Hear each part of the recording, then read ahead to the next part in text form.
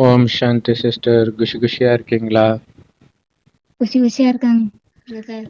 ஓம் Shanti. Okay sister. So இன்னைக்கு நம்ம அவ்யக்த முரளி பார்க்கிறோம்.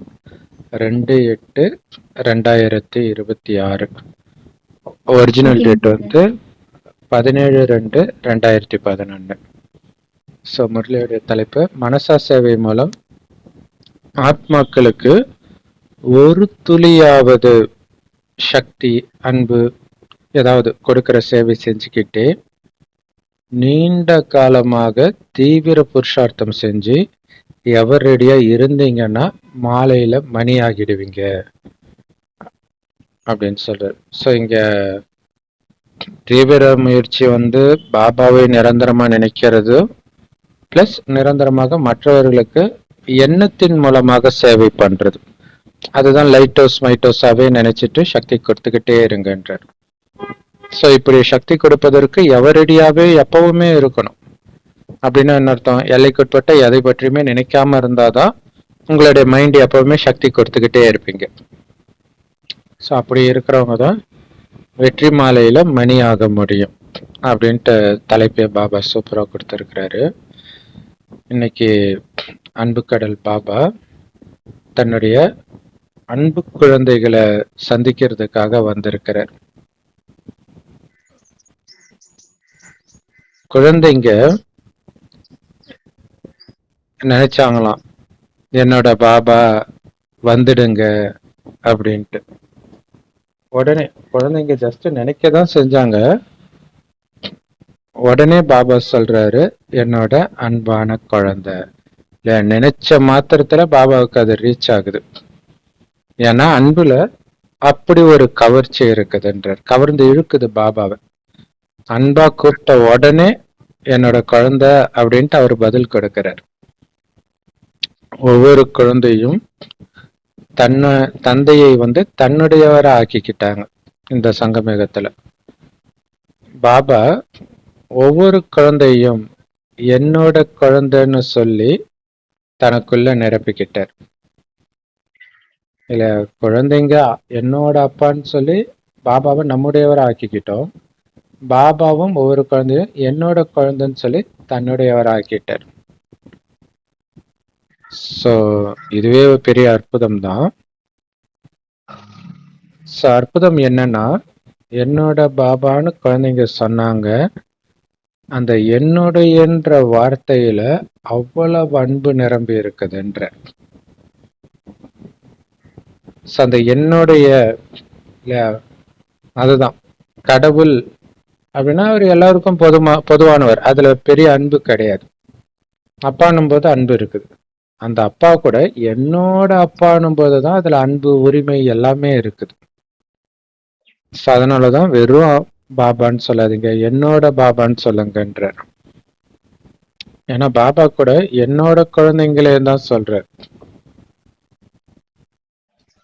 அந்த என்னுடையன்ற வார்த்தை, அன்பு நிரம்பிய அந்த வார்த்தை உங்களை சாதாரண மனிதன்ல இருந்து தேவதைய ஆக்குது. ஒவ்வொரு குழந்தையுடைய நெத்தியிலும் இன்னைக்கு அன்பின் அலை வீசிக்கிட்டு இருக்குது. இதை பார்த்து பாப்தாதாவுக்கு அவ்வளவு சந்தோஷம். அன்புதான் மனச தனதாக்கக்கூடிய சாதனம்ன்ற. ஒவ்வொரு குழந்தையுடைய நெத்தியிலும் அந்த அன்பின் அலை வீசுது இல்லையா, அது பாபாவை சந்தோஷப்படுத்துது. இல்ல, அன்பா நம்மள ஒருத்தர் பார்த்தாங்கன்னா நமக்கு சந்தோஷமா இருக்கும்ல. அந்த மாதிரி குழந்தைங்க அத்தனை பேரும் பாபாவை அன்பா பார்க்கறது பாபாவை அவ்வளவு சந்தோஷப்படுத்துது. ஏன்னா அன்புதான் மனதை வசப்படுத்தக்கூடிய சாதனம். அது கடவுளுடைய மனசா இருந்தாலும் சரி. அதனால ஒவ்வொரு குழந்தைக்குள்ளேயும் இன்னைக்கு அன்பின் அலை வீசிட்டு இருக்கிறத பார்த்து பார்த்து பாபா குஷி அடைகிறாங்க. ஸோ இப்ப பாபா 5 நிமிஷத்துக்கு ஒரு ட்ரில் பண்ண வைக்கிறாரு எல்லாரையும். அது என்னன்னா, உங்களுடைய மனதின் சக்தி மூலமாக உலகத்துல இருக்கிற உங்களுடைய பக்தர்கள் மற்றும் துக்கம் அசாந்தியில உங்களை நினைச்சிட்டு இருக்கிற ஆத்மாக்களை இங்க உட்கார்ந்தபடி எமர்ஜ் செய்யுங்கன்ற. அதான் ட்ரில். இது ஆடி மாசம், எல்லா அம்மன் கோயிலும் விசேஷம். இந்த மாசம் ஃபுல்லாவே அவ்வளவு கூட்டம். தீ மிதிப்பாங்க. இது இல்லாம இன்னும் நிறைய நேர்த்தி கடன் செலுத்துவாங்க, அடகு குத்துறது இந்த மாதிரிலாம். அத்தனை பேரும் உங்களை தான் நினைக்கிறாங்க. அங்க ஜடச்சிலை, அந்த ஜடச்சிலையை அவங்க பார்க்கல, உயிரோட்டமா பாக்குறாங்க இல்லையா? வெறும் வெறும் சிலையை பார்த்தா அம்மான்னு உருகுவாங்க. இப்ப உயிரோட்டமா பாக்குறாங்க, உங்களை நினைக்கிறாங்க. அந்த பக்தர்களை எல்லாம் ஒரு செகண்ட்ல உங்க முன்னாடி எமர்ஜ் பண்ணுங்கன்ற இல்லையா? ஸோ அந்த மாதிரி கோயில் ஃபங்க்ஷனுக்குலாம் போயிருந்தா நமக்கு தெரியும்ல அது எப்படி இருக்கும்ன்ட்டு. ஸோ அதை முன்னாடி எடுத்துட்டு வாங்க. அந்த கோயில்ல இருக்கிற மூலவரா நான் இருந்து பார்த்தா பக்தர்களை அவங்க முகம் எனக்கு தெரியும், அப்படி எமர்ஜ் பண்ணுங்கன்ற. இப்ப சத்தம் கேக்குதா? அதுவும் நல்ல கூட்டமா ஃபங்க்ஷன் டைம்லலாம் உங்களுடைய முகம் ஸ்லைட்டா தெரியாதான்னு எக்கி பார்ப்பாங்க. எது மேலேயாவது ஏறி நின்று பார்ப்பாங்க. ஸோ அவங்க காட்சி தெரியுதா? அவங்க குரல் கேக்குதா? என்ன கேக்குறாங்க? காப்பாத்துங்க, காப்பாத்துங்க, இந்த துக்கத்துல இருந்து காப்பாத்துங்க. இதுதான் உங்க மனதின் ஓசை. வாயால சொல்லாட்டினாலும் அவங்க மனதுல இதுதான் இருக்குது. ஏன்னா ஒவ்வொருத்தருக்கும் ஒவ்வொரு பிரச்சனையும் இருக்குது. அந்த மாதிரி ஆத்மாக்களுக்கு உங்க மனதின் சக்தி மூலமாக சுகம் சாந்தின் கிரணங்களை அனுப்புங்க. 5 விகாரங்களை விட சொல்றது, வீண் விஷயங்களை விட சொல்றதெல்லாம் இதுக்காக தான். ஏன்னா அதுல மனம் போயிடுச்சுன்னா உங்களால மனச சேவை பண்ண முடியாது. மனம் அப்படியே கிளியரா இருக்கும்போது தான் நீங்க நினைக்கிறது நடக்கும். அப்போ உங்க பக்தர்கள் உலகத்துல எந்த மூலையில இருந்தாலும் அவங்களுக்கு நீங்க உங்க வீட்டுல இருந்துகிட்டே சக்தியை கொடுக்க முடியும். ஏன்னா சக்தி எப்படி கொடுக்குறீங்க? உங்க மனதின் மூலமா கொடுக்குறீங்க. நீங்க அவங்க முன்னாடி நேரடியாவே நின்னா கூட உங்க மனசுல ஏதோ ஒரு விகார எண்ணமோ வீண் எண்ணமோ இருந்தா உங்களால சக்தி கொடுக்க முடியாது. அதுக்குதான் மைண்டை கிளீனா வைக்கணும். வீண் விஷயம் கூட எண்ணத்துல கூட வரவிடாதீங்க அப்படின்னு சொல்றாரு. ஸோ அதை பத்தி இன்னைக்கு முரளிலையும் சொல்லுவார். ஸோ அதனால இந்த மனதின் சேவையை நாள் முழுவதும் அடிக்கடி பண்ணிக்கிட்டே இருங்க. அடிக்கடி மறக்கும், ஏன்னா மற்ற வேலை செய்வோம். அப்படி செஞ்சு முடிச்ச உடனே அல்லது நடுவில் ஞாபகம் வரும்போதெல்லாம் டக்குன்னு ஒரு செகண்ட் அதை விட்டுட்டு அப்படியே நான் லைட்டோஸ் மைட்டோஸ் வெறும் ஒளியா இருக்கிறேன். ஒட்டுமொத்த உலகத்துல உள்ள பக்தர்கள் ஆத்மாக்களையும் என் முன்னாடி எமர்ஜ் பண்ணி அவங்களுக்குள்ள சக்தியை நிரப்புறேன். அப்படி பயிற்சி பண்ணிக்கிட்டே இருங்க. ஏன்னா பாபா மட்டும் உலக சேவாதாரி கிடையாது. குழந்தைகளாகிய நீங்களும் தானே. உங்களுக்கும் தானே கோயில் கட்டுறாங்க. சிவனுக்கு மட்டுமா கோயில் கட்டுறாங்க? அப்ப சிவனுக்குரிய கடமை நமக்கும் இருக்குது. நாள் முழுவதும் வாய் வழியாக பாபாவுடைய அறிமுகத்தை கொடுக்கிற சேவைக்கு எப்படி நீங்க கருவி ஆகுறீங்களோ அதே மாதிரி இடையிடையில மனசா சேவையின் பயிற்சியும் பண்ணிக்கிட்டே இருங்க. ஸோ அதனாலதான் ஒரு நாளைக்கு 8 தடவை டிராஃபிக் கண்ட்ரோல் கொடுக்குறோம். அதோட நினைவு முஸ்லிம் மதத்துல 5 வேளை தொழுகை. ஆனா அது மினிமம். மற்றபடி அடிக்கடி பண்ணிக்கிட்டே இருக்கணும். டக்குன்னு ஒரு நடந்து போயிட்டு இருந்தா கூட டக்குன்னு ஒரு செகண்ட் அப்படியே நடந்துகிட்டே கூட அப்படியே சக்தி கொடுத்துக்கிட்டே இருக்கிற அந்த பயிற்சி பண்ணிக்கிட்டே இருக்கணும். என்ன பண்ணாலும் சரி. இது அதுக்காக தான். அப்ப ஒரு நாளைக்கு 8 தடவை பண்றீங்க, 10 தடவை பண்றீங்கன்னா வாழ்நாள் ஃபுல்லா எவ்வளவு தடவை பண்றோம், எத்தனை பேர் பண்றாங்க. ஸோ அப்ப அவ்வளவு சேவையாகுது இல்லையா? அப்ப அத்தனை பேருக்கு சக்தி போகுது. அதுதான் முக்கியமான விஷயம். ஸோ அப்படி நீங்க சேவை பண்றதுனால அவங்களுக்கு மட்டும் நன்மை கிடையாது, பக்தர்களுக்கு மட்டும் நன்மை கிடையாது, உங்களுக்குமே நன்மை தான். ஏன்னா சதா இந்த சேவையிலே பிஸியா இருந்தீங்கன்னா இடையிடையில மாயா உங்களை தப்பு பண்ண வைக்கிது பாருங்க. தப்பான எண்ணத்தை அல்லது வீணான எண்ணத்தை எடுத்துட்டு வர வைக்கிது பாருங்க. அதுல இருந்து பாதுகாக்கப்படுறீங்க. சோ இதோட நினைவாதான் பக்தி மார்க்கத்துல பிள்ளையார சனீஸ்வரன் பிடிக்கும்போது நான் பிஸியா இருக்கிறேன் நாளைக்கு வான்றார். அப்ப எதுல பிஸியா இருக்கிறாரு? இந்த மனசா சேவையில பிஸியா இருக்கிறேன். இப்ப மனசா சேவையில பிஸியா இருந்தா வீண் எண்ணமே வராது, விகார எண்ணமே வராது, தவறான எண்ணமே வராது. அப்ப தவறான எண்ணம் தொடர்ந்து நீங்க பண்ணவே இல்லைன்னா அதுக்கப்புறம் உங்களுக்கு அது பழக்கமாயிடும், வரவே வராது அதுக்கப்புறம். அதுக்குதான் இந்த மனச சேவை பிஸியா இருந்துகிட்டே இருங்கன்ற. தூங்கும்போது கூட அதனாலதான் மகாவிஷ்ணு அங்காள பரமேஸ்வரெல்லாம் படுத்துக்கிட்டே இருக்கிற மாதிரி இருக்கிறான். அப்பயும் சக்தி கொடுத்துக்கிட்டே இருக்கிறான். இப்பதான் அவங்க அந்த படுத்துட்டு இருக்கிற மாதிரி எல்லாம் நிறைய. அப்ப என்ன ஆகும்? 24 மணி நேரமும் மத்தவங்களுக்கு சக்தி கொடுக்கறதுலயே நீங்க பிஸியா இருந்தீங்க அப்படின்னா வீண் எண்ணத்துல இருந்து விலகிறதுக்கு நீங்க முயற்சி பண்ண தேவையில்ல, கடின முயற்சி பண்ண தேவையில்ல, ஆக்சுவலா முயற்சியே பண்ண தேவையில்ல இல்லையா? அந்த மாதிரி இருக்கும். சோ இப்ப பாப்தாதா கேக்குறாங்க, எப்படி இருக்கிறீங்கன்னு கேக்குறாங்க. அதுக்கு நீங்க என்ன பதில் சொல்றீங்க? முயற்சி பண்ணிட்டு இருக்கிறோம் பாபா அப்படின்னு சொல்றீங்க. ஆனா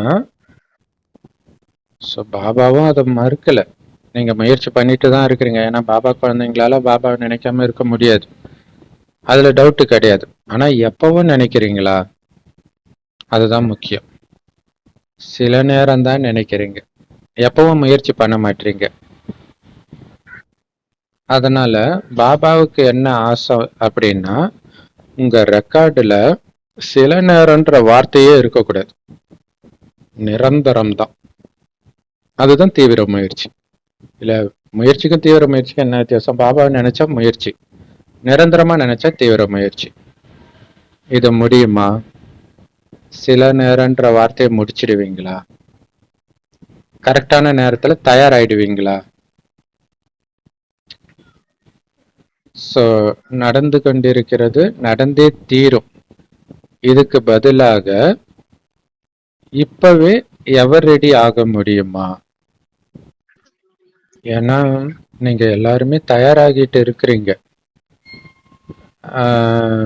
சோ கண்டிப்பா நாங்க தயாராயிடுவோம் பாபான்னு சொல்றீங்க. ஆனா பாபாவுக்கு என்ன ஆசைன்னா அது கூட நடந்தே தீரும் அப்படின்னு நீங்க சொல்லணும்னு தான் சொல்லுவாரு. ஆனா இப்ப அதுக்கு பதிலாக இப்பவே எவர் ரெடி ஆக முடியுமா? இப்பவே இந்த செகண்ட்ல இருந்து நிரந்தர நினைவு அப்படி ஆக முடியுமா? கஷ்டம் இல்லைல்ல, கவனம் தானே வைக்கணும், வேற ஒண்ணுமே கிடையாது. ஏன்னா நீங்க எவர் ரெடியா இருக்கிறதுக்கான பயிற்சி, மாயாவை வென்றவர் ஆகிறதுக்கான பயிற்சி, மனதை வென்று உலகை வென்றவர் அப்படின்ற சமஸ்காரத்தையும் நீண்ட காலமாக உருவாக்கணும். அப்பதான் கடைசி நேரத்திலையும் இந்த நீண்ட கால பயிற்சி உங்களை வெற்றியாளராக்கி உங்களை விசேஷ மாலையின் மணியா ஆக்கிடும் அப்படிங்கிற. ஏன்னா இது ரொம்ப முக்கியமானது. கடைசி நேரத்துல எல்லாரும் தான் பக்காவா ஆவாங்க, ஆனா அது விஷயம் கிடையாது. இப்பத்துல இருந்தே பக்காவா இருக்கணும், அதுதான் ரொம்ப முக்கியமான விஷயம். சோ நீண்ட காலமா எவரடியா இருக்கிற பயிற்சி இருக்கணும். இல்ல எந்த செகண்ட் என் முன்னாடி ஒரு ஆத்மா பலகீனமா வந்தாலும் அந்த ஆத்மாவிற்கு தேவையான சக்தியை ஒரு செகண்ட்ல கண்டுபிடிச்சு என்னால நிரப்ப முடியணும். எந்த செகண்ட் வேணாலும் மாயாவை வெல்லக்கூடியவனா நான் இருக்கணும். அது எந்த ரூபத்துல வேணாலும் மாயை வரட்டும். அதே மாதிரி எந்த செகண்ட் வேணாலும் என் மனதை என் கண்ட்ரோல் எடுத்துட்டு வரணும், எப்படிப்பட்ட சூழ்நிலையிலும். அப்படி இருந்தால்தான் உலகத்தை வென்றவர் ஆக முடியும். ஸோ அதனால இந்த சமஸ்காரங்களை நீண்ட காலமாக நீங்க உருவாக்குனீங்கன்னா தான் கடைசி நேர டெஸ்ட் பேப்பர்லயும் உங்களால ஜெயிக்க முடியும்ன்ற இல்லையா. வழக்கமா என்ன பண்ணிட்டு இருக்கிறோமோ அதுதான் அடுத்து எப்பவுமே பண்ணுவோம் இல்லையா. தொட்டில் பழக்கம் சுடுகாடு மட்டும்னுவாங்க. ஸோ அதனால நீண்ட காலமாகவே நீங்க எவரடியா இருக்கிறீங்க, மாயா வென்றவரா இருக்கிறீங்க, மனதை வென்றவரா இருக்கிறீங்க, உலகை வென்றவரா இருக்கிறீங்கன்னா தான் கடைசி நேரத்துல இந்த நீண்ட கால பயிற்சி உங்களை கடைசி டெஸ்ட் பேப்பர்ல வெற்றியாளர் ஆக்கும்.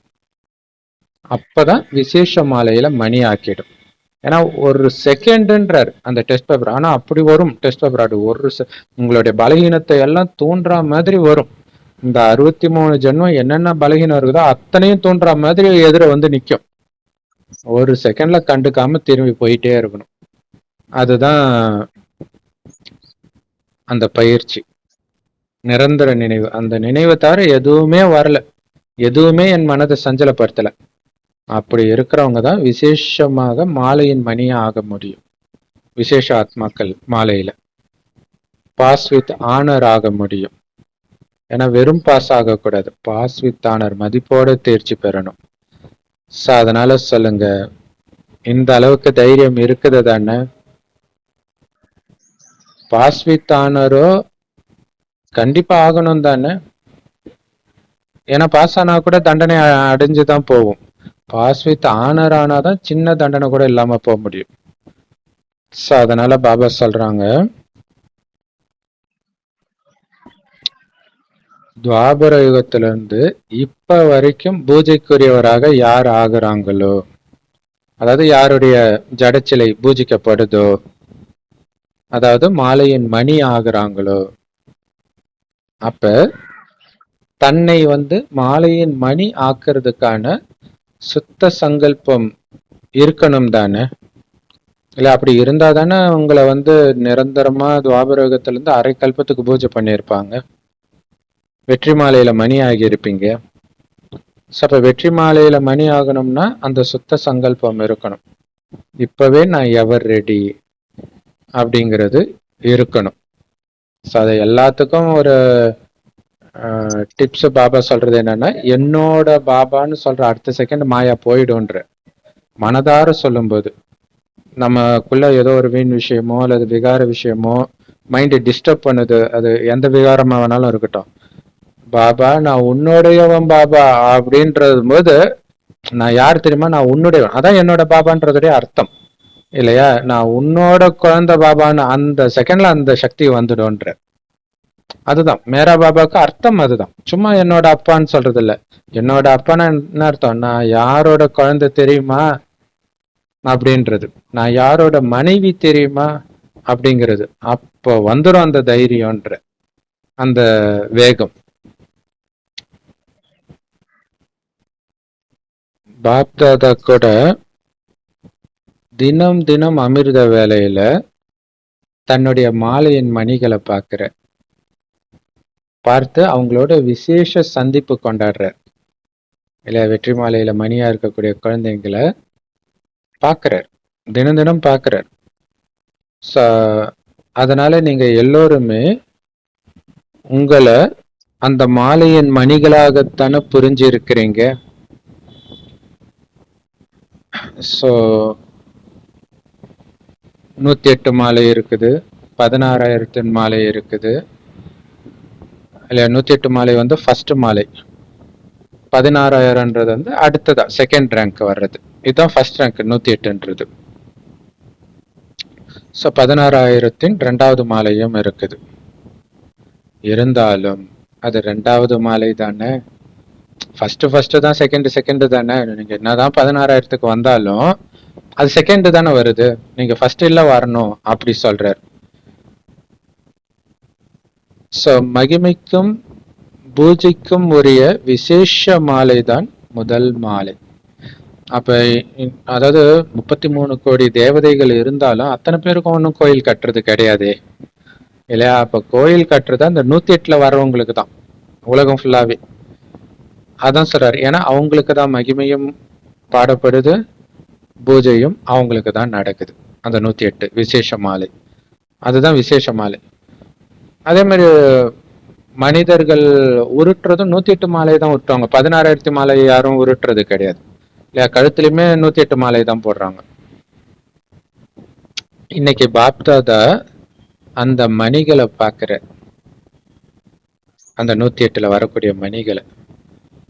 ஏன்னா பிரம்மா பாபாவோட சேர்த்து விசேஷ ராஜ்ய அதிகாரி துணையாக அவங்க தான் ஆகுறாங்கன்ற இல்ல. பிரம்மா பாபாவோட வரவங்க அவங்களும் அந்த 108 பேர் வந்து நேரடியா பிரம்மா பாபா தொடர்பு இல்ல. இப்ப பிரதமர் இருக்கிறாருன்னா எடுத்தோடனே நம்ம கிட்ட பேச மாட்டாரு. அது ஒரு ஹைரார்கி இருக்கும் இல்ல. அவங்க வந்து அடுத்த கட்ட மேபி முதல்வர் கிட்ட பேசுவாங்க, முதல்வர் வந்து கலெக்டர் கிட்ட பேசுவாங்க, இந்த மாதிரி. அப்ப நேரடியா பிரம்ம பாபா தொடர்புல வரவங்க இந்த 108 பேரா இருப்பாங்க இல்லையா? அந்த ராஜ பதவியில டைரக்ட் கனெக்ஷன் அவருக்கு அடுத்தபடியா வர்ற மாதிரி இருப்பாங்க. அதாவது அவருக்கு துணையா இருக்கிறவங்க. அதனால இன்னைக்கு பிரம்ம பாபா தன்னுடைய இப்போதைய தீவிர புருஷார்த்தி மற்றும் வருங்கால ராஜ்ய அதிகாரி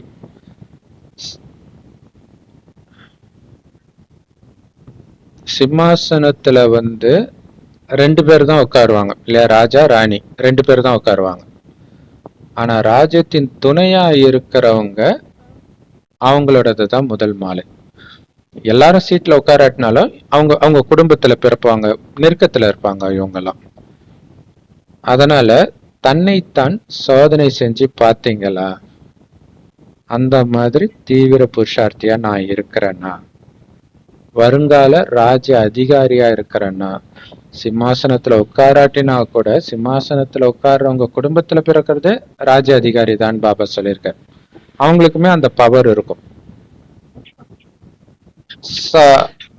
அதனால செக் பண்ணுங்க. பாப்தாதா கூடவே போவீங்க அந்த மாதிரி இருந்தா.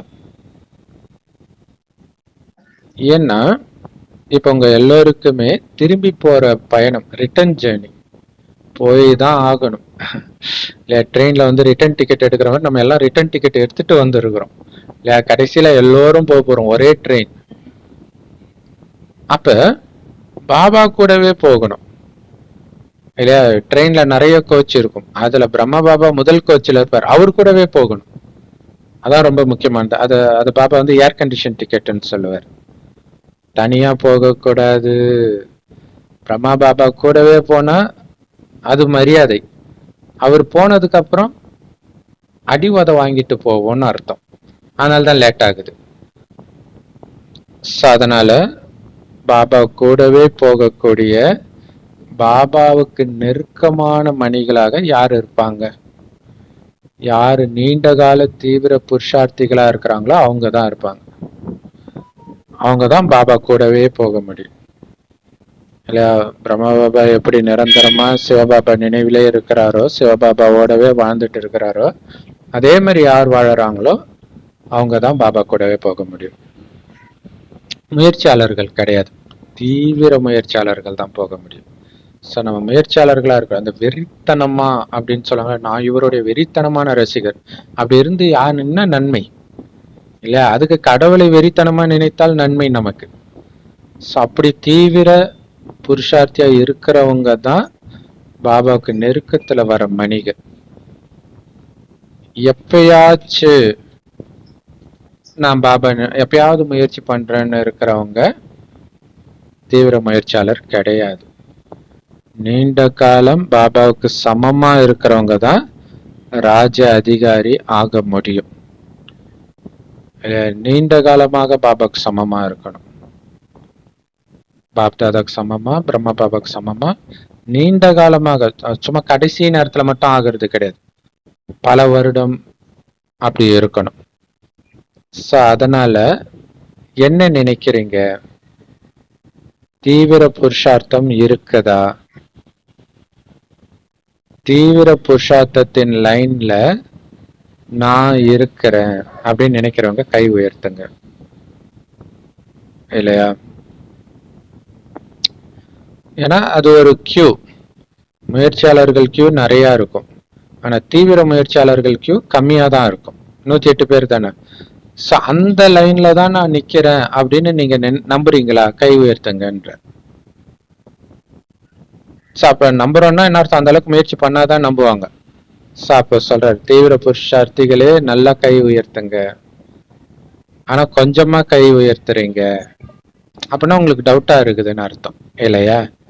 நல்லது, நிறைய பேரு கை உயர்த்துறீங்க, மீண்டும் உயரமாக கை உயர்த்துங்க, தைரியமா கை உயர்த்துங்க. அப்பதான் அது என்னன்னா பாபா போட்டோ எடுத்து வச்சுட்டு காட்டுவார், தீவிர முயற்சியாளர் ஆகுறேன்னு சொன்னிய குழந்தை ஏன் ஆகலன்ட்டு. இன்னொன்னு, நம்ம கை உயர்த்தி இருக்கிறோன்ற பயத்தினால நம்ம பாபா நினைச்சிட்டு இருப்போம். அதுக்காகத்தான் இது வந்து ஒரு யுக்தி.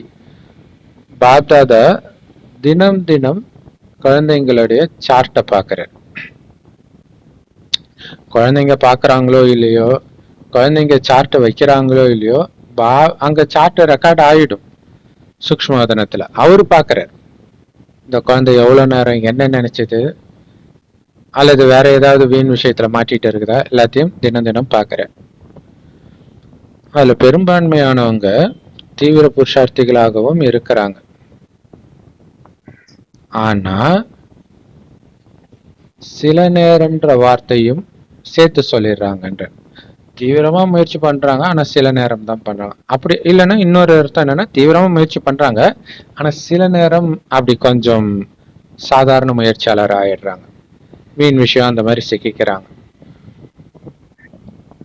அதான் பாபா சொல்றாரு, ஆனா அப்படின்ற வார்த்தையை ஏன் சொல்றீங்க? இல்ல பாபா, ஆனா கொஞ்ச நேரம் எப்பயாச்சும் வீண் விஷயம் வருதுன்னு ஏன் சொல்றீங்க? ஸோ கவனம் கொடுங்க, அட்டென்ஷன் பிளேஸ். இல்ல ட்ரெயின் வரும்போது அட்டென்ஷன் பிளேஸ்ன்ற மாதிரி பாபா சொல்றாரு, அட்டென்ஷன் பிளேஸ். சூக்ஷ்ம சங்கல்பத்துல கூட உங்களுக்கு குழப்பமே இருக்கக்கூடாது. நான் தான் நாராயணன். சரி, பிரம்மா பாபா மம்மா ஃபிக்ஸ் ஆயிடுச்சா? 3வது இடத்துல நான் இருக்கிறேன், அதுல குழப்பமே வரக்கூடாது. ஆடாத அசையாத சுத்த சங்கல்பதாரியாக நீண்ட காலத்துக்கு ஆகியே தீரணும் இல்லையா? சுத்த சங்கல்பம் தான் வரணும் நிரந்தரமாக. அதுதான் ஆடாம அசையாமன்றது. சில சமயம் வீண் விஷயம், எதிர்மறை விஷயம், விகார விஷயம் அப்படி வரக்கூடாது. எப்பவுமே சுபமான எண்ணம் மட்டுமே வரணும். குழந்தைங்க பலர் வந்து ரொம்ப இனிமையிலும் இனிமையான ஆன்மீக உரையாடல் செய்யறாங்களாம் பாபா கிட்ட. பாபா, நாங்க தயாராயிடுவோம் பாபா, நீங்க கவலைப்படாதீங்க பாபா. ஏன்னா எந்த அளவுக்கு நேரம் நெருக்கத்துல வருதோ, நிலைமை குழப்பத்துல வருதோ, அப்ப கண்டிப்பா தானாகவே வைராக்கியம் வரதான் செய்யும் இல்லையா? எல்லாத்தையும் இழந்த பிறகு வைராக்கியம் வரதானே செய்யும். அடி உத வாங்கின பிறகு வைராக்கியம் வரதானே செய்யும். துரோகம் வந்த பிறகு வைராக்கியம் வரதான் செய்யும். புரியுது இல்ல பிரதர், அதனால அப்ப வருது. கரெக்ட். அது வந்து அதான் நேரம் நெருக்கத்துல வரும்போது, ரொம்ப குழப்பம் வரும்போது ஒரு வைராக்கியம் வரும் தான். இப்போ உதாரணத்துக்கு ஒரு குழந்தை மேல ரொம்ப பற்று இருக்குதுன்னு வச்சுக்கோங்க. கடைசி நேரமாக குழந்தை எட்டி உதைப்பான் அப்பா அம்மாவை, இப்போ வீட்டை விட்டு வெளிலன்ட்டு, அப்ப வரும் வைராக்கியம். அது வரைக்கும் வராது இல்லையா? அது எப்பயுமே வரதான் செய்யும் எல்லாருக்கும் கடைசியில. இருக்கிறதால அவங்களுக்கு அது புரிய மாட்டேங்குது. ஸோ எல்லா உறவுக்குமே செல்வம், பணம் சேர்த்து வச்சுட்டு இருப்பாங்க. கடைசியில அந்த பணத்தை அவங்களால அனுபவிக்கவே முடியாத மாதிரி சொத்தை அபகரிக்கிறது, இந்த மாதிரி நிறைய விஷயங்கள் நடக்கும். அப்ப வைராக்கியம் வந்து என்ன பிரயோஜனம்? கண் கெட்ட பிறகு சூரிய நமஸ்காரம் பண்ணி என்ன பிரயோஜனம்? அதனாலதான் பாபா கேட்கிறாரு, உங்களுக்கு நான் டீச்சரா டைம் டீச்சரா? கடைசியில டைம் வந்தா தானா சரியாயிடும், அது ஓகே. ஆனா உங்களுக்கு டீச்சர் நானா அந்த டைமா? கரெக்ட். அது வந்து புரிய வைக்கிறதுக்கு அப்ப நான் எதுக்கு வந்தேன் அப்படின்ற மாதிரி. கரெக்ட். அது அஞ்ஞானிகளுக்கு கூட தான் வைராக்கியம் வரும் கடைசியில. அதனால டைம் வந்து உங்களுடைய படைப்பு, நீங்க தான் படைப்பவர். படைப்பு கண்ட்ரோல்ல படைப்பவர் இருக்கணும், படைப்பவர் கண்ட்ரோல்ல தான் படைப்பு இருக்கணும். இன்னைக்கு வந்து ஏஐ சொல்றாங்க, ஏஐ வந்து மனிதனை மிஞ்சி போயிடும் அப்படின்னு எல்லாரும் பயப்படுறாங்க.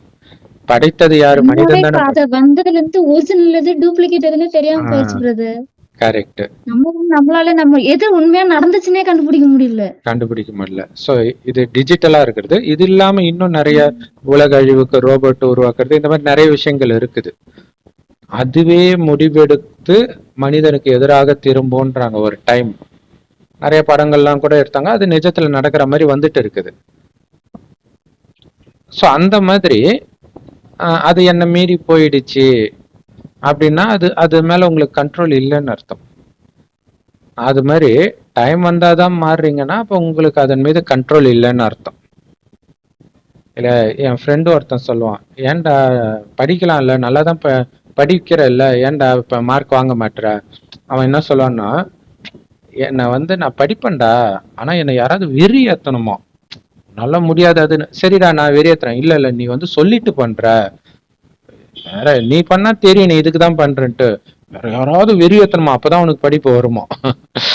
அப்ப அப்ப மத்தவங்களை டிபெண்ட் பண்ணி இருக்கிறாங்க இல்லையா? சோ அதனாலதான் நேரம் உங்களுடைய படைப்பு, அதன் ஆதாரத்துல நீங்க மாறக்கூடாது, இப்பவே மாறணும் அப்படின்னு பாபா சிக்னல் கொடுக்கிறார். அதனால்தான் நீண்ட கால தீவிர புருஷார்த்தம் உங்களை கடைசியில பாஸ் வித் ஆனர் ஆக்கிடும் அப்படின்னு சொல்ற. நீண்ட கால தீவிர புருஷார்த்தம் இல்ல, நீண்ட கால முயற்சி இல்ல, நீண்ட கால தீவிர முயற்சி.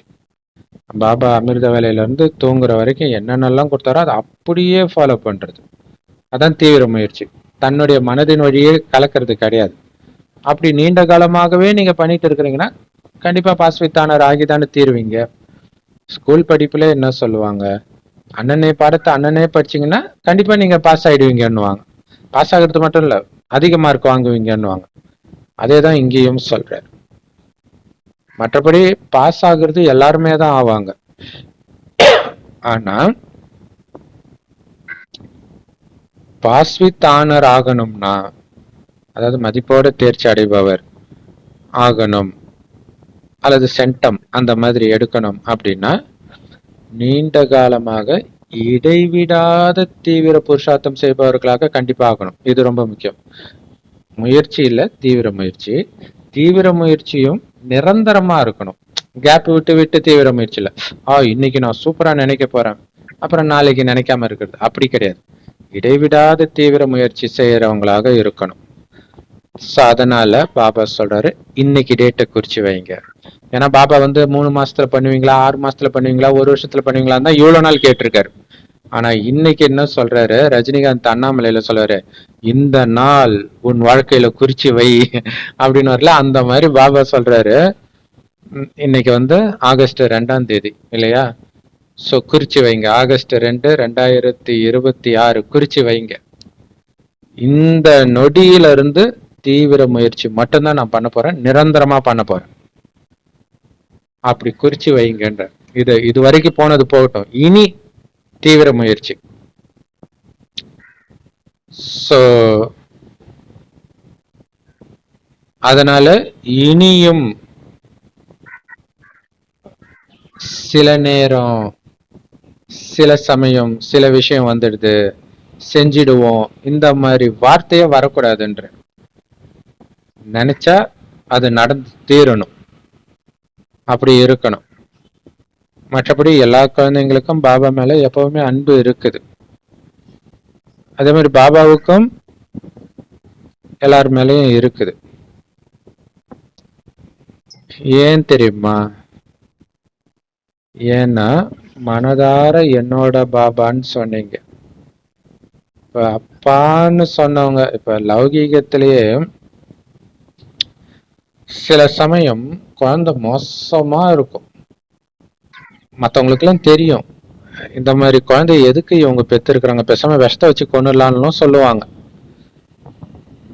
ஆனாலும் அந்த அப்பா அம்மாவுக்கு அந்த குழந்தைய பிடிக்கும். ஆனா அந்த அப்பா அம்மாவுக்கு தொல்லை தான் கொடுப்பாங்க, ஊரெல்லாம் கடன் வாங்கி தண்ணி அடிச்சு கெட்ட பேர் வாங்கி இதெல்லாம் பண்ணுவாங்க.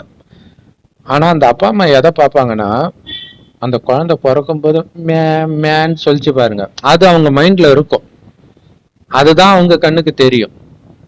அந்த மாதிரி நீங்க என்னைக்கு என்னோட பாபான்னு சொன்னீங்களோ அப்பவே பாபாவுடைய அன்பு உங்களுக்கு வந்துடுச்சு. அதெல்லாம் மனதார சொல்லிட்டீங்களே, சொல்லனா நம்ம எப்படி பாபா குழந்தை ஆக முடியும்? எவ்வளவு டெஸ்ட் பேப்பர் வரும், அத்தனை டெஸ்ட் பேப்பர் வந்தாலும் பாபா விடாம பிடிக்கிறோம்ல இல்ல? அப்ப என்னோட பாபா நினைக்கிறதுனால தானே பிடிக்கிறோம். அந்த அதனாலதான் மாதிரி டெஸ்ட் பாபா பேப்பர் வரும்போதெல்லாம் நானும் அப்படிதான் பிரதர் சொல்லுவேன். மேரா பாபான்னு சொல்லிட்டு அது சொன்னாலே அந்த ஒரு திருப்தி இருக்கும். நமக்கு கண்டிப்பா. எதுவும் இல்ல அப்படின்ற மாதிரி அது வந்துருது. சூப்பர். நிறைய டைம் நானும் இது உணர்ந்திருக்கேன். கண்டிப்பா. எங்க அம்மா இறந்தப்போ இதை உணர்ந்திருக்கேன் பிரதர். நான் அழுகாம கரெக்டா அதை நினைச்சிட்டு நமக்கும் இது ஒரு நாள் வரும்ல, நம்மளும் இப்படிதானே இருப்போம் அப்படின்னு அதை உணர்ந்திருக்கேன். அன்னைக்கு இறந்துட்டாங்கன்ற ஃபீல் எனக்கு இப்போ வரலுமே இல்ல. அவ்வளவுதான். இவரு தானே உண்மையான அம்மா இல்லையா? அவங்க நிமித்தமா வந்து இருக்கிறாங்க, அவ்வளவுதான். கேட்டிருக்காங்க, ஏன் அழுகாம இருக்க, இறந்துட்டாங்க அம்மா பாரு, துக்கத்தை தீர்த்துக்கோன்னு சொல்லுவாங்க. பக்கத்துலயே தான் உட்கார்ந்துருப்பேன், அழுகாமையே தான் இருந்தேன். அந்த நினைவு இருந்துச்சு, ஓ இவ்வளவுதான் நம்மளும், நம்ம ஆத்மா தானே, திரும்ப இன்னொரு இடத்துல பிறக்க போறாங்க, இதுல போய் என்ன அழுகணும் அப்படின்ற மாதிரி தான் நானும் அப்படியே தான் உட்கார்ந்துருந்தேன் அன்னைக்கும். சூப்பர். வாழ்க்கையில அந்த வந்து ஞானம் கிடைச்சதால எனக்கு புரிஞ்சுது, இல்லைன்னா நானும் அன்னைக்கு துக்கப்பட்டிருப்பேன். வாழ்க்கையில வந்து பெரிய டெஸ்ட் பேப்பர்ல பாஸ் ஆயிட்டீங்க நீங்க, சான்ஸே இல்ல. ஆனா உண்மையாவே அன்னைக்கு எனக்கு புரிஞ்சது பிரதர். எல்லாருமே அழுதாங்க, நான் உட்காந்துட்டே தான் இருந்தேன், அங்கேயேதான் உட்காந்துக்கிறேன். அது ஃபுல்லா புரிஞ்சது, ஓ இதுதான் அப்படின்னு சொல்லிட்டு புரிஞ்சது. Super super. மற்றபடி இன்னைக்கு பெரிய பெரிய ஆத்மாக்கள் இருக்கிறாங்க, பெரிய பெரிய செலிபிரிட்டிஸ், முதல்வர், பிரதமர், பெரிய பெரிய நடிகர்கள், இன்னும் என்னென்னமோ செலிபிரிட்டிஸ் எல்லாம் இருக்கிறாங்க.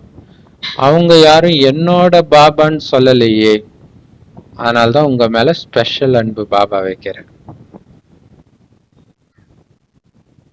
அவங்க வந்து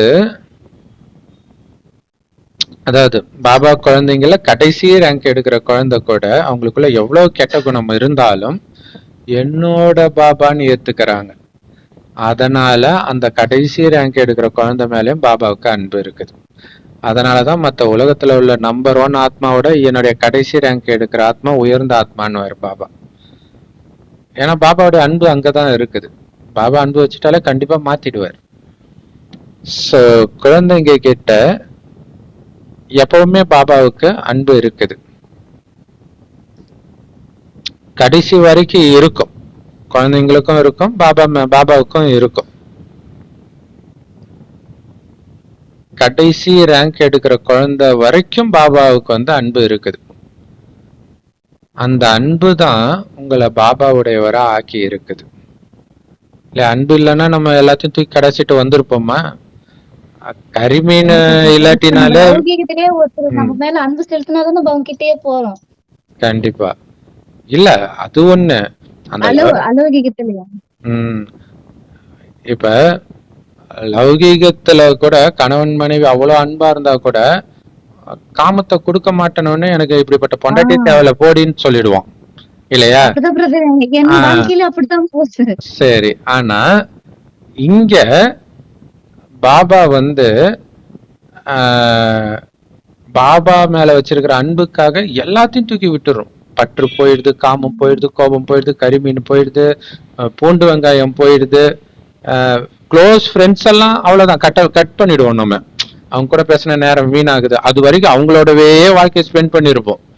அது எப்படிதான் ஒரு செகண்ட்ல கட் பண்ணணும்னு ஆச்சரியமா இருக்கும். நம்ம பாபாவை மீட் பண்ணதில்ல, நேர்ல பார்த்ததில்ல, தொட்டு உணர்ந்ததில்ல, இருந்தாலும் நமக்கு இதெல்லாம் வேணும், நம்ம அதை ஒதுக்குறோம் பாத்தியா பிரதர்? அப்படின்னா நமக்கு எந்த அளவுக்கு நம்ம அவரு கூட அப்போ கனெக்டா இருந்திருந்தோம்னா அந்த இதுல நமக்கு இது புரியுது, டக்குன்னு டச் ஆகுது, இல்ல அவருதான் அப்படின்னு சொல்லிட்டு.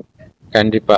இது வந்து அதான் பாபா சொல்லுவார், ஆரம்பத்திலேயே எனக்கு ஏன் பாபா கிடைக்கலன்னு ஏங்காதீங்க. ஏன்னா ஆரம்பத்துல நேர்லயே பாபாவை பார்த்தவங்களே விட்டுட்டு போயிருக்கிறாங்களே. இப்ப நீங்க சொன்ன மாதிரி பார்க்காமலே நமக்கு எவ்வளவு அன்பு வருது அவர் மேல, எவ்வளவு பெரிய விஷயம் இது இல்லையா? அதனால பாப்தாதா இதையும் சொல்லி இருக்கிறார், பெரும்பான்மையான குழந்தைங்களுக்கு பாபா மேல அன்பு இருக்குது, கண்டிப்பா இருக்கும் கடைசி வரைக்கும். ஆனால் அன்பு மட்டும் போதாது குழந்தை, சக்தியும் வேணும். சக்தி எப்ப வரும்? எல்லாத்துல இருந்தும் புத்தி விளக்குனாதான் சக்தி வரும். விளக்குறதுக்கு தான் சக்தியே இல்லையா? எதுல இருந்தும் மனிதர்கள் கிட்ட இருந்து, பொருள்ல இருந்து, பேர் புகழ்ல இருந்து, எல்லாத்துல இருந்தும் புத்தி விலக்கணும். நம்மளுடைய உடம்புல இருந்தே புத்தி விலகணும். அந்த மாதிரி வைராக்கியம் இருக்கிறது தான் சக்தி. அதனால அன்பு மட்டும் இல்ல, சக்தியும் வேணும் குழந்தை. தீவிர புருஷார்த்தமும் இருக்கணும் இல்லையா? இந்த பாபா நினைவுல பாபாவை தவிர எனக்கு யாரும் இல்லைன்னு நினைக்கிறது தான் அந்த சக்திசாலியான நிலை. அதுக்குதான் சக்தி கொடுத்துக்கிட்டே இருங்க இல்லையா? தனிப்பட்ட ஒருத்தர் என்னுடையவர் கிடையாது, ஒட்டுமொத்த உலகமும் என்னுடையது. தனிப்பட்ட ஒருத்தரோட கவனம் உங்களுக்கு போச்சுன்னா உலகத்துக்கு உங்களால் சக்தி கொடுக்க முடியாது. அதனாலதான் சக்தி கொடுத்துக்கிட்டே இருங்க நிரந்தரமா. அதுதான் தீவிர புருஷார்த்தம் இருக்கணும்ன்ற. பாப்தாதாவுக்கு குழந்தைங்க மேல நம்பிக்கை இருக்குது. அதனால இப்பொழுதுல இருந்தே அப்படிப்பட்ட குழந்தைங்களுக்கு பல கோடி மடங்கு வாழ்த்துக்கள் கொடுத்துட்டு இருக்கிறார். சோ குழந்தைங்க மேல என்ன நம்பிக்கை இருக்கு பாபாவுக்கு? இந்த குழந்தை கண்டிப்பா மலர் ஆயிடும், பற்றை வென்றவராக மோகஜித்தாக ஆகும், விகர்மங்களை வென்ற விகர்மாஜித்தாக ஆகும், நாராயணனாக ஆகும், 108 மணில வரும்னு நம்பிக்கை வைக்கிறேன் பாபா.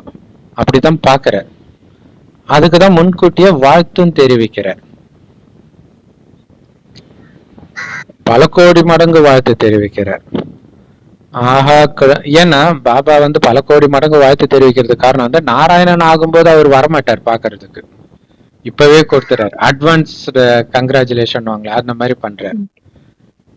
ஆஹா குழந்தைகளே, ஆஹா தைரியசாலிகள் என் குழந்தைங்க.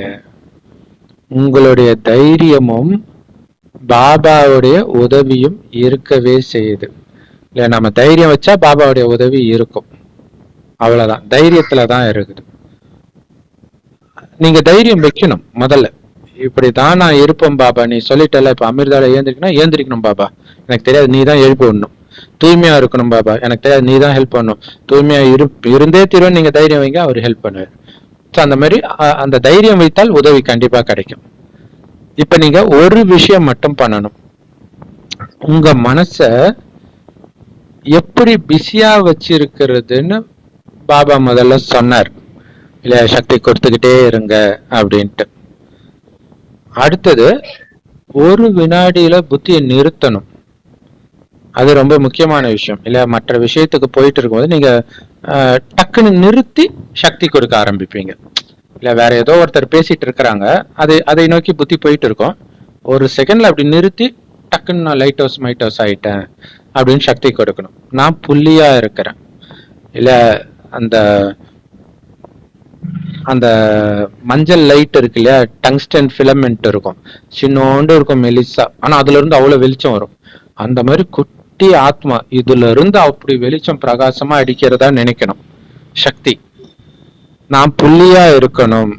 சரி, நான் புள்ளியா இருக்கிறேன். அடுத்தது என்ன நடந்துட்டு இருக்குதோ அதுக்கு டக்குன்னு ஃபுல் ஸ்டாப் வைக்கணும், புள்ளி வைக்கணும். அதே மாதிரி எல்லாரையும் புள்ளி ரூபத்துல பார்க்கணும். இவ்வளவுதான் முயற்சி. இவ்வளவுதான் இல்லையா? நான் புள்ளியா இருக்கிறேன், மற்றவர்களையும் புள்ளியா பார்க்கணும். நடந்து முடிஞ்சதுக்கு டக்கு டக்குன்னு புள்ளி வைக்கணும். சோ நீங்க புள்ளியத்தான் பாக்குறீங்கன்னா வேற எந்த சங்கல்பமும் வராதே. கரெக்ட் தானே? ஒரு புள்ளிய பாக்குறீங்கன்னா அது கடவுளுடைய குழந்தை, அந்த ஆத்மாவுக்கு சக்தி வரணும்ன்றது மட்டும் தான் நினைப்பீங்க. ஆனா நீங்க உடம்ப பார்த்தாதான் அவங்க இப்படியெல்லாம் பேசினாங்க, இப்படியெல்லாம் பண்ணாங்கன்னு மற்ற எண்ணங்கள் வரும். வெறும் ஆத்மாவை மட்டும் தான் உங்க கண்ணுக்கு தெரியுதுன்னா எதுவுமே வராது மைண்ட்ல இல்லையா? அப்ப முற்றுப்புள்ளி வச்சிடுவீங்க. அப்படி மற்றது எண்ணம் வருதுன்னா நீங்க புள்ளியா பார்க்கலன்னு அர்த்தம். மனசா சேவைக்கான கவனம் வைக்கணும். இவ்வளவு துக்கத்துல இருக்கிற ஆத்மாக்கள் கூக்குரலிட்டு கத்திக்கிட்டு இருக்கிறாங்க, தாயே கருணை உள்ளம் கொண்டவளே அப்படின்ட்டு. அவங்களுக்கு சக்தியின் கரணங்கள் கொடுக்கக்கூடிய சேவையில அதிகப்படியாக மனசை ஈடுபடுத்தணும். ஆக்சுவலா உலகம் ஃபுல்லா இருக்கக்கூடிய கோயில்ல ஒரு வினாடி விடாம பக்தர்கள் இருக்கதான் செய்யறாங்க. எல்லா மதத்தையும் சேர்த்து பாத்தீங்கன்னா இன்னும். அப்ப ஒரு வினாடி விடாம நீங்க கரணங்கள் கொடுக்கறீங்களா? அதனாலதான் அதிகப்படியா உங்க மனசை இதுலதான் ஈடுபடுத்தணும்ன்ற. இப்பதான் கொடுக்க முடியும் அவங்களுக்கு தேவையான எல்லாத்தையும். அவங்களுக்கு வந்து கணவன் சரியில்லை, மனைவி சரியில்லை, ஏழ்மை, நோய் எல்லாம் சொல்றாங்க இல்லையா? அப்ப இது எல்லாம் அவங்களுக்கு சரியாகணும் நிரந்தரமாக நாம நினைக்கிறத தான் அடுத்த கல்பத்துல அவங்க ஆரோக்கியமா இருக்கிறாங்க. இப்ப கர்ம கணக்கு அவங்க முடித்தாலும் அடுத்த கல்பத்துக்கு நினைச்சதெல்லாம் தான் அவங்க அடுத்தது நம்ம ஞாபகம் வச்சுக்கிறாங்க. கோயில்ல வராங்க, தாய் என்னுடைய தாய் தான் எல்லாத்தையும் கொடுத்தான்னு சொல்றாங்கல்ல.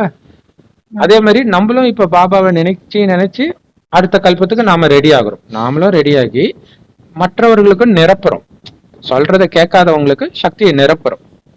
அது இல்லாம பிரதர், இப்ப எல்லா கடவுளும் வந்து முருகர், விநாயகர் அவங்க கும்பிடுறவங்க எல்லாம் வந்து அவங்க கிட்ட ஒரு வேண்டுதல் வச்சுட்டு அது நடந்துருச்சுன்னு சொல்லிட்டு அவங்கள நம்புறாங்க. ஆனா நம்ம வந்து எந்த வேண்டுதலுமே நம்ம இப்ப கூட சிவன் பக்தன் போய் கேட்டீங்கன்னா எந்த வேண்டுதலுமே அவனுக்கு இருக்காது. என்னமோ தெரியல, அவன் நினைச்சாரு, நான் என்னமோ தெரியல அவருக்கு அடிமையா. அது இப்ப வேலை அதுதான் சொல்லியிருக்காங்க எல்லாருமே. எனக்கு இது வேணும்னு போய் சிவன் கிட்ட யாருமே நின்னுதான் நானும் இன்னும் கேள்விப்பட்டதே இல்லை. அது வந்து பக்தி மார்க்கம் சிஸ்டர். ஆனா அதுவுமே குருட்டு நம்பிக்கை தான். ஏன்னா எதுவுமே வேண்டாம்னா எதுக்கு போய் கடவுள் கிட்ட, அது பேரே கடவுள் கிட்ட வேண்டுவது. நான் கூட வந்தது கூட இப்ப சிவன் ஒரு வந்தது எந்த வேண்டுதலுமே இல்லாம அவர் நம்பினதுதான். கடவுள் பக்தி எனக்கு இருந்தது இல்ல. அதான் கரெக்ட். ஆனா சிவன் ஒரு ஆளு, என்னமோ ஒரு மைண்ட், என்னமோ அவருக்கு நமக்கு தொடர்பு இருக்கு. அப்படிதான் நானும் இங்க இன்வால்வ் ஆனதே. கரெக்ட், நீங்க சொல்றது கரெக்ட் தான். பட் ஆனா இப்ப லட்சியம் இருக்கணும். இப்ப எந்த லட்சியமும் இல்லாம இருக்கக்கூடாது. நாராயணன் ஆகியே தீரணும். ஏன்னா நம்ம குழந்தை வந்து எனக்கு எந்த லட்சியமும் இல்லைன்னா நமக்கு அந்த குழந்தைய பிடிக்குமா? இல்லையா? அந்த குழந்தை உயர்ந்தவன ஆகுற குழந்தையதான் நமக்கு பிடிக்கும். அந்த லட்சியத்தை நோக்கி பயணிக்கிற குழந்தையதான் நமக்கு பிடிக்கும். பாபாவுக்கும் அப்படிதான் இல்லையா? நம்ம ஆகிறத பாபா பார்க்க போறது இல்லை. இப்ப நம்ம குழந்தைங்களே பெரியவங்கள ஆகிறத நம்ம பார்க்க மாட்டோம் ஜென்ரலாவே. நம்ம பெரியவங்களானதை நம்ம அப்பா அம்மா பார்க்கல. அதே மாதிரிதான் எப்பவுமே நடக்கும். பாபாவுமே அப்படிதான். அவர் பார்க்க போறது இல்லை. ஆனா அவருக்கு தெரியும் இப்ப நம்ம பண்ற முயற்சி வச்சு இந்த குழந்தை இந்த பதவி அடையும் தெரியும். இப்படி மட்டும்தான் நம்ம பாபாவை குஷிப்படுத்த முடியும் இல்லையா? குழந்தை ஃபர்ஸ்ட் ரேங்க் எடுக்கிறத பார்த்து அப்பா அம்மா குஷி அடைகிறாங்க. ஆனா நாளைக்கு அந்த குழந்தை வந்து எதிர்காலம் எப்படி இருக்கும்னு தெரியாது, நமக்கு தெரியாது. ஆனா இப்போதைக்கு அப்பா அம்மாவை திருப்திப்படுத்துறதுக்கு அந்த குழந்தையால முடிஞ்ச விஷயம் அது ஒண்ணுதான். அந்த மாதிரி இப்ப நாராயணன் ஆவறதுக்கு தேவையான அத்தனையும் நாம பண்ணும்போது பாபா திருப்தி அடைகிறார். இன்னொன்னு, அந்த லட்சியம் நமக்கு இருக்கணும். இப்ப நமக்கு வந்து இந்த சின்ன சின்ன ஆசை எல்லாம் கிடையாது. ஒட்டுமொத்த உலகத்துக்கும் நான் ராஜாவாகணும், அந்த ஆசை தான் நமக்கு. அதை தவிர வேற எந்த ஆசையும் நமக்கு கிடையாது.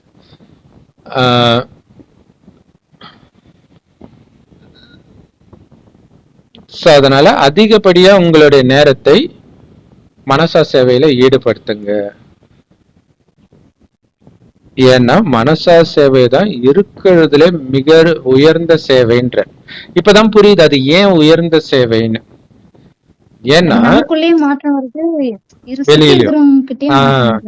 ஏன்னா இப்ப வந்து நீங்க வந்து ஞானத்தை கொடுக்கறீங்கன்னா அவங்க ஞானத்தை கேட்பாங்களா கேட்க மாட்டாங்களா, எடுத்துக்குவாங்களா எடுத்துக்க மாட்டாங்களா, அது நமக்கு தெரியாது. அப்படியே எடுத்தா கூட அவங்க முயற்சி பண்ணணும். முயற்சி பண்ணாதான் அதுக்கேற்ற பதவிதான். ஆனா மனசா சேவையில அவங்க எதுவுமே பண்ணாம நீங்க அவங்களுக்கு நிரப்புறீங்க. அப்ப எவ்வளவு புண்ணிய கணக்கு நமக்கு இல்லையா?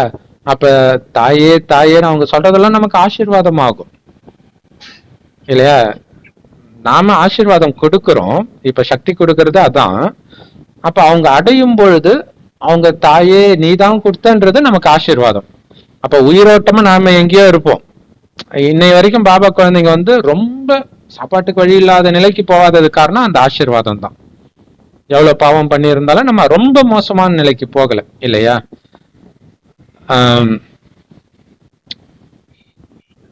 பாபா சொல்றாரு,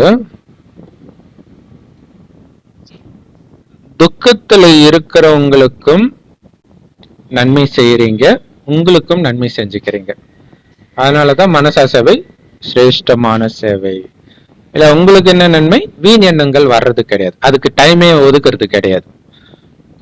அப்ப டபுள் நன்மை இருக்குது. எப்படி? வாய்மொழி மூலமாக சேவை செய்யறீங்க, சேவை அதிகரிச்சுக்கிட்டும் இருக்குது இல்ல? வாய்மொழி மூலமாக செய்யற சேவை நாளுக்கு நாள் அதிகமாயிட்டு தான் இருக்குது. அதை வந்து நீங்க மனதார செய்யறீங்க. அதுக்கேத்த மாதிரி பலனையும் பாக்குறீங்க. பாபா குழந்தைங்களுடைய எண்ணிக்கை வந்து அதிகரிச்சுக்கிட்டே இருக்குது, சென்டர்களும் அதிகரிச்சுக்கிட்டே இருக்குது. சென்டருக்கு வரவங்க எண்ணிக்கை அதிகமாயிட்டே இருக்குது வாய்மொழி சேவையினால. ஸோ அந்த வாய்மொழி சேவை வந்து பெரும்பான்மையானவர்களுடைய இது வந்து கரெக்டா தான் இருக்குது, கரெக்டா சேவை பண்றாங்க. ஆனாலும் எல்லோருக்கும் கிடையாது இல்லையா, எல்லாரும் சேவை செய்யறாங்க, செய்யாமலும் இருக்கிறாங்க இல்லையா. ஆனா பெரும்பான்மையானவருக்கு. அதே மாதிரி இப்ப மனசனால செய்யக்கூடிய இந்த சேவையின் மூலமாக விசேஷமாக அனைத்து ஆத்மாக்களுக்கும் இந்த ஞானத்தின் துளியையோ சக்தியின் துளியையோ கொடுக்கறதுக்கான சேவையும் செஞ்சுக்கிட்டே இருங்க. இன்னொன்னு இருக்குது, இந்த ஞானத்தை கூட மனசா சேவையின் மூலமாகவே பண்ண முடியும்ன்ற அந்த அளவுக்கு வெறும், அதாவது நீங்க பரந்தாமத்தை மட்டுமே நினைச்சுக்கிட்டு ஒருத்தரை பாத்தீங்கன்னா அவங்களுக்கு பரந்தாமம் தெரியும்ன்ற சூப்பர்ல காட்சியாகவே காட்டுற மாதிரி இருக்கும். பிரம்ம பாபா அவருக்கு புரிய வச்ச மாதிரி. Correct correct. அந்த மாதிரி எல்லாம் நம்மளாலும் புரிய வைக்க முடியும். அப்ப இந்த ஒரு துளி கொடுங்க, பாபா நமக்கு எவ்வளவு கொடுக்குறாரோ அதுல ஒரு துளியாவது மத்தவங்களுக்கு கொடுங்கன்ற இதோடைய நினைவு தான். இந்த கல்யாணம் போன்ற விசேஷ நிகழ்ச்சிகள்ல வந்து அந்த பன்னீர் தெளிப்பாங்க, ஒரு கொஞ்சம் கொஞ்சம் தானே அவங்க மேல படும், அதுலயே வாசனை வருது. அதனால உங்க மனசை மட்டும் ஃப்ரீயா விட்டுடாதீங்க. 24 மணி நேரமும் மனசுக்கு ஒர்க் கொடுத்துக்கிட்டே இருக்கணும். மனசை ஃப்ரீயா விட்டீங்கன்னா வீண் விஷயங்கள் விகார விஷயங்கள்லாம் வந்துடும். மனசை ஃப்ரீயா விடாதீங்க. ஏதாவது ஒரு சேவையில மனதின் மூலமாக சக்தியை கொடுக்கறதுக்கான சேவையா இருக்கட்டும், வாய் மூலமாக பாபாவின் அறிமுகத்தை கொடுக்கிற சேவையா இருக்கட்டும், அல்லது நீங்க செய்யற காரியத்தின் மூலமாக உங்களுடைய குணத்தை வெளிப்படுத்துற சேவையா இருக்கட்டும், இல்ல குணத்தை மத்தவங்க கிரகிப்பாங்க, ஆஹா இந்த மாதிரி நம்மளும் இருக்கணும்ட்டு. அதே மாதிரி சம்பந்தம் தொடர்புல யாரெல்லாம் வர்றாங்களோ அவங்களுக்கு சந்தோஷத்தை கொடுக்கிற சேவையா இருக்கட்டும். இந்த விதவிதமான சேவையில மனசை எப்பவுமே பிஸியா வைங்க. ஏன்னா எந்த விதமான சேவை பண்ணாலும் ஃபர்ஸ்ட் மனதுல எண்ணம் வந்தா தானே வாயில வார்த்தை வரும். அப்ப எந்த சேவை பண்ணாலும் மனம் பிஸியா தான் இருக்கும்.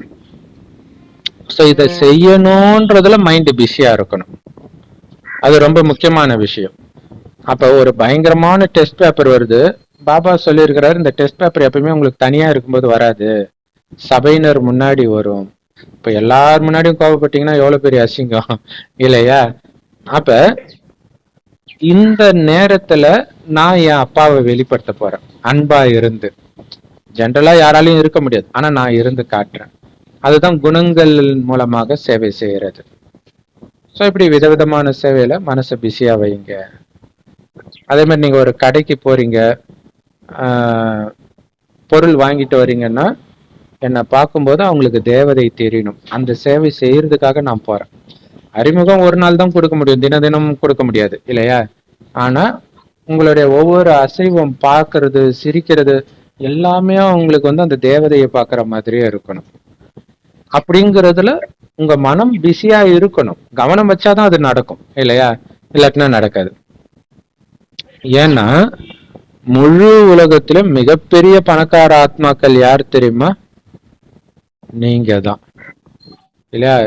அதாவது இருக்கிறவன் தானே கொடுக்க முடியும். இப்ப அன்னதானமே பண்றானா அந்த அளவுக்கு அவனுக்கு வந்து வருமானம் இருந்தாதான் கொடுக்க முடியும். அப்படி இருக்கும்போது 24 மணி நேரமும் எல்லாருக்கும் கொடுத்துக்கிட்டே இருக்கிறோம்னா நம்ம தானே பணக்காரர்கள்னு அர்த்தம். இன்னொன்னு பாபாவை நினைக்க நமக்கு வருமானம் ஆகிட்டே இருக்குது, பல கோடி மடங்கு. அப்ப நம்மள மாதிரி பணக்காரர்கள் யாரு? எவ்வளவு கஜானாக்கள் கிடைச்சிருக்குது. அதனால ஒவ்வொரு கஜானா மூலமாகவும் சேவை செய்யுங்க.